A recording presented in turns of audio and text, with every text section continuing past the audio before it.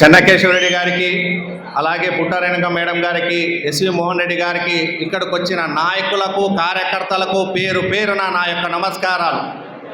అద్దం ముందున్న ఆడవాళ్ళు మైక్ పట్టుకుని తీసుకొని మాట్లాడే మగవాడు తొందర పక్క పోవంటే కష్టం. కానీ చెన్నకేశవరెడ్డి గురించి మాట్లాడాలంటే టైం సరిపోదు. అది ఆయన ఇవ్వడమే కానీ తీసుకోవడం తెలియని గుండె, శాసించడమే కానీ ఆశించడం తెలియని గుండె, ఈ రాష్ట్రంలో జల్లడ పట్టి వెతికినటువంటి గుండె దొరకదు. విస్తృత స్థాయి సమావేశంలో సబ్జెక్ట్ ఏమో మర్చిపోతాం. ఆయన చరిష్మా చూస్తే మనం ఏం మాట్లాడతామో కూడా తెలియదు ఆయన చూసిన వెంటనే. అటువంటి ఈరోజు వైఎస్ జగన్మోహన్ రెడ్డి గారు మనవడైన రాజీవ్ రెడ్డి గారికి ఇన్ఛార్జ్గా ప్రకటించినందుకు మొన్న కూడా చెప్పాను, ఇప్పుడు కూడా చెప్తాను, 6 అడుగుల కటౌట్ ఆయన మనవుడు వచ్చాడని చెప్పండి.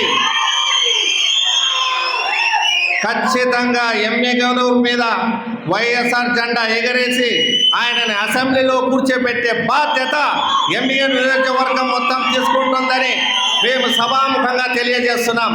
ఎందుకంటే ఇంత చిన్న వయసులో మాకు అవకాశం ఇచ్చారనుకుంటున్నారు, కానీ ఎస్వి మోహన్ రెడ్డి గారు చిన్న వయసే, శేష్ రెడ్డి గారు చిన్న వయసే, మన చెన్నకేశవరెడ్డి గారు చిన్న వయసే. ఆ సాయం చేయాలంటే ఈరోజు కోనేగండ్ల మండలంలో ఎస్వి మోహన్ రెడ్డి గారు 25 ఏళ్ళు 30 ఏళ్లలో చేసిన పనులు ఇప్పుడు గుర్తు చేసుకుంటున్నాం. శేషరెడ్డి గారి పనులు గుర్తు చేసుకుంటున్నాం, చెన్నకేశవరెడ్డి గారి పనులు గుర్తు చేసుకుంటున్నాం. రేపు రాజీవ్ రెడ్డి గారి గురించి చేసిన సేవ గురించి ఖచ్చితంగా చెప్పుకుంటాం. ఎందుకంటే అద్భుతం జరిగేటప్పుడు ఎవరు గుర్తించడు, అద్భుతం జరిగిన తర్వాత గుర్తించాల్సిన అవసరమే లేదు. ఈరోజు మా మీద నమ్మకం ఉంచుకొని ఇంత చిన్న వయసులో మాకి రాజీవ్ రెడ్డి గారికి ఇచ్చినందుకు ఎమ్మెల్యేగా చేసుకొని నిరూపిస్తామని ఈ సభాముఖంగా కోరుకుంటూ థ్యాంక్ యూ. జై హింద్.